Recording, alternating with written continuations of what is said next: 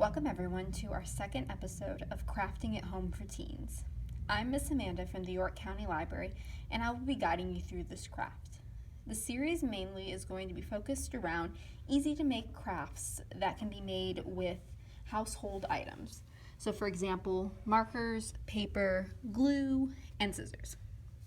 For our second episode, we're going to be making a bracelet out of paper. It's a very easy craft that requires a little bit of setup, but overall it's very simple to make. So for this craft, you're going to need a ruler, a pencil,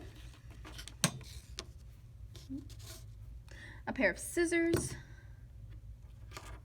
and 2 pieces of 8.5 by 11 paper, or it's also known as letter paper or printer paper, so just regular paper.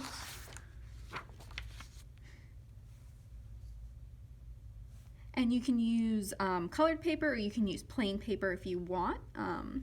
Also, optional items. You don't necessarily need these, but they might be helpful later on. Paper clips. Also, if you have markers or colored pens or anything like that, if you use plain paper, you can always draw designs on them using markers or pens. So for our first step, what you're going to want to do is you're going to want to set up your paper.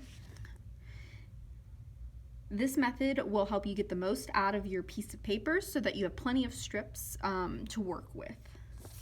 So I've got my paper kind of set up like this. So what you're going to want to do is the long way, you're going to want to have it be 12 centimeters and 3 centimeters the short way.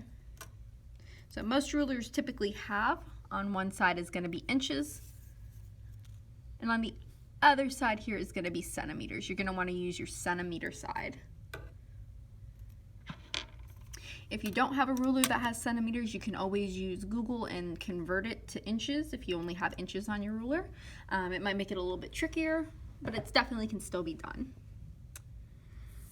So, once you lay out your paper, you should be able to get 1, 2, 3, 4, 5, 6, 7, 8, 9 strips going from top to bottom, and then an additional 6 strips on the side here, for a total of 15 strips.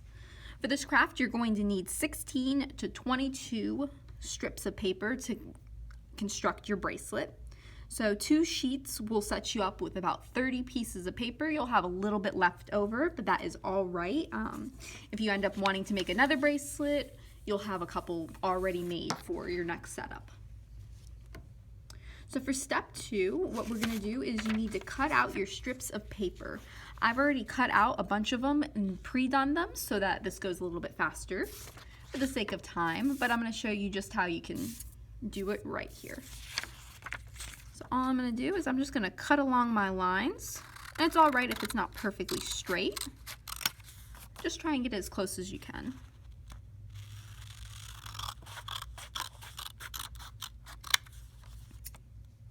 And keep in mind, if you're using just plain paper versus colored paper, that you can always add designs to it later on.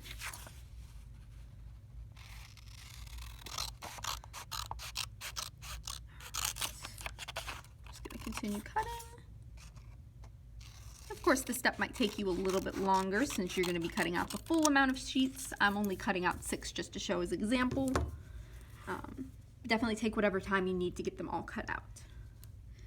Once you're done with that and you've cut out all of your strips, you should have 30, like I said, if you set up that paper like that. If not, as long as you have 16 to 22 strips, you're good to go.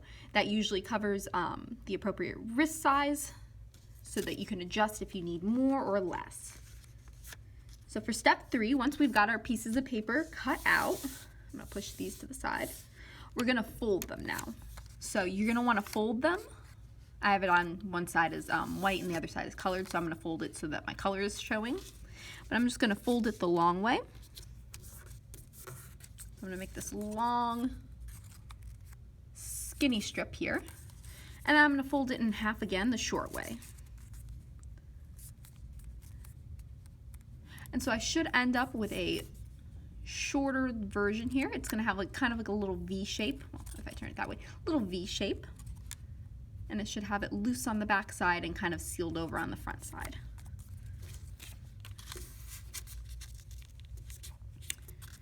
And so what you'll want to do is you'll want to go through and you'll want to repeat this step until you have all of your pieces folded. Like I said, for the sake of time, I have some already pre-folded and cut out, but I'm going to add these ones to my stack.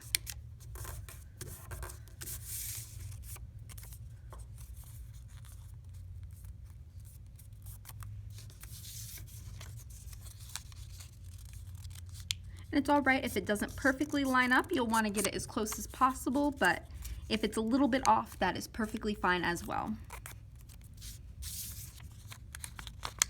All right, get these last two.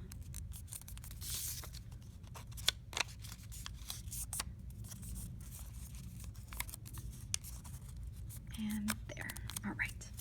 So like I said, I have a bunch I already pre-did, just to save myself a little time here.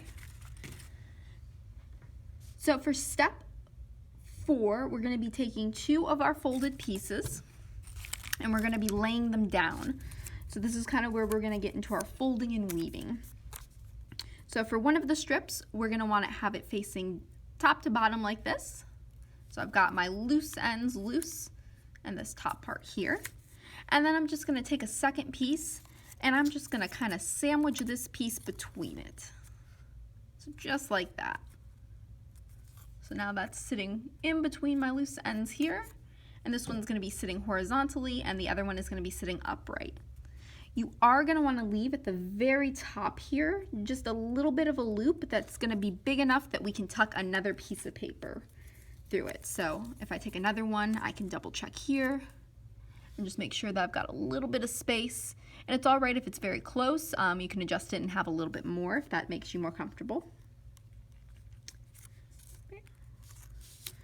So for step 5, we're going to actually start our folding process. So what you're going to do is you're going to fold it diagonally. So I'm just going to hold this down and I'm going to fold it diagonally. So just like this. So I've got that little slant right there.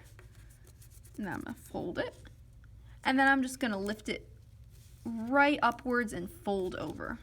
So just like that. So I should be left with kind of like a little half triangle covering kind of what's a square here.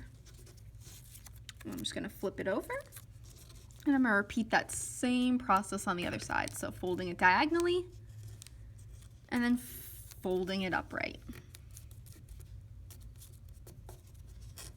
So you should have that on both sides now. So your loose pieces from your first piece here should be folded upwards and have kind of that diagonal slant with just a little bit sticking out there. For step 6, what we're going to be doing is we're going to be folding our piece of paper through it. So that little loop that you left yourself, you should be able to weave a piece of paper through.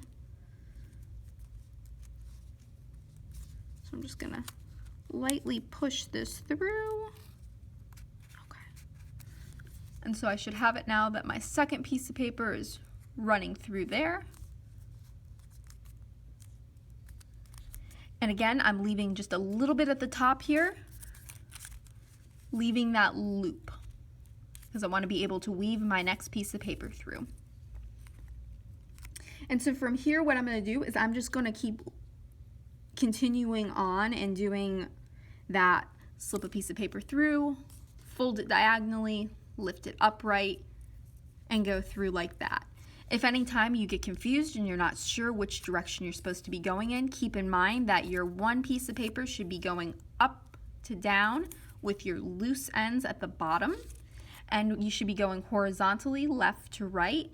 So your tucked in end should be on the left and on your right end should be the loose. So they should always be going in the same direction as the previous ones. And then this is where our paper clips come in, optional that you can use. If you just want to tuck it on that bottom one, since this piece will stay loose, it makes it a little bit easier just to keep it contained.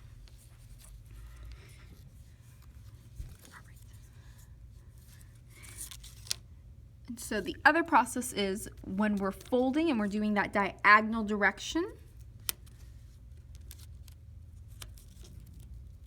we're going to fold it diagonally, and you're going to want to be doing it towards the direction that you were going in. So if you want it to basically meet this part here. So if I fold it diagonally like this and then I lift it upwards, it should be matching with that other orange that I had from before. So this edge right here, I want to have this part meeting that same edge. And all I'm going to do is, instead of leaving it loose like I did down here, I'm just going to take it and I'm going to tuck it right behind there. And I'm going to repeat that on the other side here. And this is just securing it down so that way our paper isn't loose like this bottom part. It's just going to keep it nice and secure. So like I did before, I'm just taking my previous loop here. I've got that little bit exposed. I'm just taking it and folding it behind. Then I'm going to put my paper clip back on just to keep that secure. And basically you're just going to keep repeating this process. I'll show you I'd already worked on one, so I had one already going through, and you just keep repeating that process of sliding it through the loop, folding it, and then tucking it behind.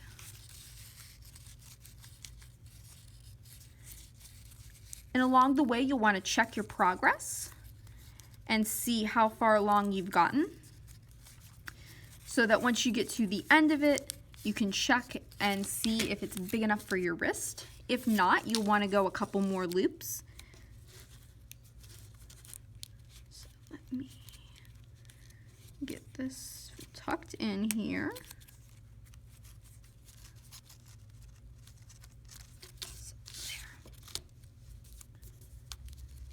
And so once you've gone through and you've gotten all the way to your end point and you're pretty sure that you're gonna fit your wrist so you can check, when you reach the last step, we're gonna wanna do is we're gonna wanna make sure that our both ends are going in the correct direction.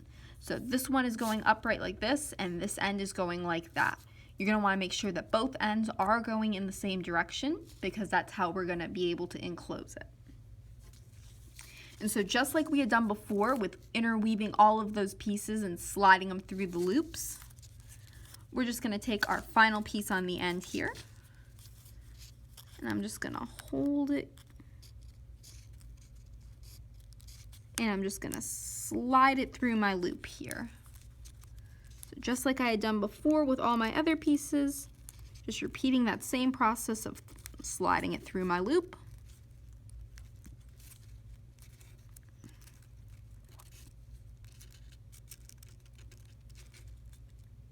And of course, it will take a couple tries to get used to this method of, pushing it through the paper, getting it there, and of course the folding process. It takes a little bit of practice, but as you go through, you definitely get a lot quicker and it becomes a lot easier. So I'm just gonna slide it through, because I have these little loose ends here at the bottom. I'm gonna wanna make sure that I pull it all the way through until those are tucked in on both sides. So on my back side here, it's tucked in, and on the front side it's tucked in. And then just like before, I'm going to fold it diagonally, fold it upright, and then tuck it in. And if you have any trouble with the tucking in part, you can always tuck in the corner here, fold it over, and that makes it just a little bit easier to slide in. So on the back side, I'm going to do the same process. It's a little harder to see. Let me see if I can get it where the light isn't. Okay, there we go. So fold it diagonally, lift it upwards, and tuck it behind.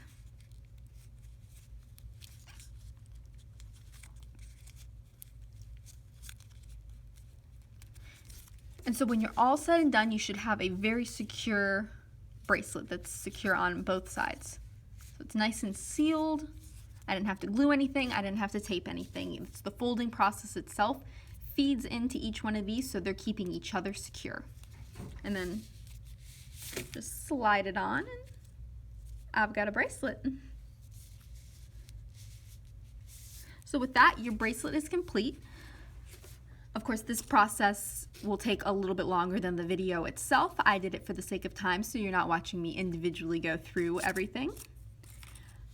It should take you about 30 to 45 minutes, depending on how long it takes you to cut out and fold everything. But in the end, you'll end up with a really cool bracelet. And of course, if you're going to add any drawings or designs, so if you used plain paper and you wanted to spruce it up a little bit and make it a little bit fancier, you of course can draw on it with markers. You can add details to it, maybe draw like gems or patterns, or make it multicolored, things like that. Or you can even just use colored paper and do multiple colors. I did, for the sake of the example, 2 different colors so I could show you the different directions that they're going in, kind of like this. It makes it a little bit easier to identify. Of course, you can always do it in different colors. You don't have to do it in these specific colors. You can do it in multiple colors. I think I've done up to 4 different colors at once. This time I just did 2. But of course, it's however long you want to work on this or however much detail you want to add. It's solely up to you. So I hope you enjoyed watching the process of this craft. And we'll try it out yourself at home. It's very easy to make. So thank you for joining us, and we hope that you'll join us again next month for our next episode. In the meantime, be sure to check out other cool videos on the York County Library YouTube page, as well as see what's going on for our programs on our website, yclibrary.org. I hope to see you next time. Bye-bye.